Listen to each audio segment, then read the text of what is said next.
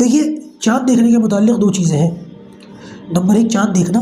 اور نمبر دو اس دیکھے ہوئے کی گواہی دینا۔ چاند دیکھنے کو کہتے ہیں رؤیت اور گواہی دینے کو کہتے ہیں شہادت۔ اچھا رؤیت کے متعلق یہ بات یاد رکھیں، چاند دیکھنے کے متعلق آج کیونکہ جیسے کہ میں نے بتایا ترقی کا دور ہے، ٹیکنالوجی کا دور ہے اور جدیدیت کا دور ہے، تو بہت سارے لوگ یہ کہہ سکتے ہیں، کہتے بھی ہیں کہ بھائی اب زمین پر کھڑے کھڑے کسی عمارت پر، بلند عمارت پر کھڑے کھڑے چاند دیکھنے سے کیا ہوگا، دوربین کا یوز کر لو، جہازوں کا استعمال کر لو، 20-20 ہزار فٹ بلندی پر جہاز اڑ جاتے ہیں، وہاں پہنچ کے چاند دیکھ لو، اور جب چاند نظر آ جائے تو پھر اس کا اعلان کر دو اور روزے شروع کر دو۔ اسی طریقے سے دوربین کا معاملہ ہے، دوربین سے چاند دیکھ لو، عام آنکھ سے چاند دیکھنے سے بہتر یہ ہے۔ ایسے لوگوں کو جواب یہ دیا جاتا ہے کہ بھائی دیکھو مسئلہ چاند کے افق پر موجود ہونے کا نہیں ہے، مسئلہ ہے کھلی ہوئی آنکھ سے چاند دیکھنے کا، زمین پر رہتے ہوئے کھلی ہوئی آنکھ سے چاند دیکھنا، اسی کو رؤیت کہتے ہیں۔ اگر چاند کے افق پر موجود ہونے کا مسئلہ ہوتا تو اس میں 29 اور 30 تاریخ کا مسئلہ کیا ہے، پھر 27 تاریخ کو چلے جاؤ اوپر جہاز میں بیٹھ گئے اور پھر چاند دیکھ کر کے آ جاؤ، یا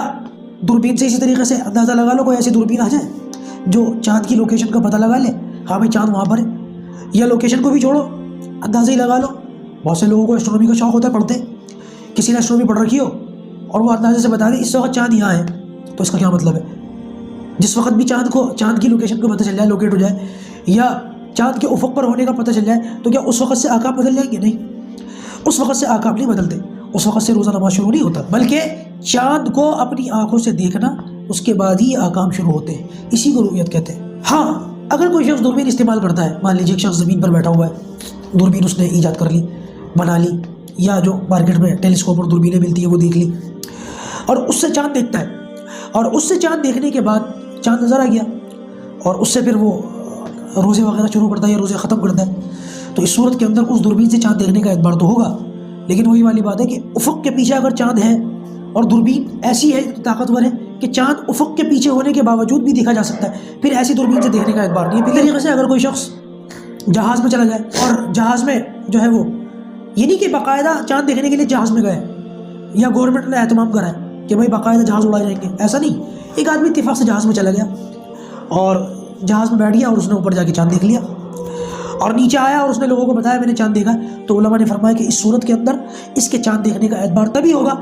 جب جہاز اتنی زیادہ بلندی پر نہ ہو کہ جہاں تک انسان کی نظر نہ پہنچ سکتی ہو، 10-20 ہزار 15 ہزار 25 ہزار فٹ پر چلا گیا اور وہاں سے چاند دیکھ لیا، اور جس جگہ جہاز تھا اس کے نیچے کی بستی کے لوگوں کو وہاں سے چاند دیکھ ہی نہیں سکتا تھا، پاسبل ہی نہیں تھا، اس صورت کے اندر احکام تبدیل نہیں ہوں گے۔ ہاں علماء نے یہاں یہ فرمایا کہ جہاز اور ہیلی کاپٹر کے متعلق یہ بات یاد رکھیے گا کہ جہاز سے اگر کوئی چاند دیکھتا ہے، اور جہاز کیونکہ اس کی پرواز بہت اونچی ہوتی ہے اور بہت زیادہ بلندی پر جانے کی وجہ سے دیکھتا ہے، تو اس کے دیکھنے کا اعتبار نہیں ہوگا، اس کی شہادت قبول نہیں کی جائے گی بنسبت ہیلی کاپٹر کے، کہ وہ اتنا اوپر نہیں اڑتا۔ اگر کوئی شخص ہیلی کاپٹر میں بیٹھ گیا، تھوڑا سا اوپر جا کے چاند دیکھ لیتا اور اس کو نظر آ گیا، تو اس کی رؤیت کا بھی اعتبار ہے، اور اگر وہ گواہی دے تو اس کی گواہی پر اعتماد کر کے لوگ روزہ شروع بھی کر سکتے ہیں، اور اگر رمضان کا چاند ہے تو روزے ختم بھی کر سکتے ہیں عید الفطر کے متعلق۔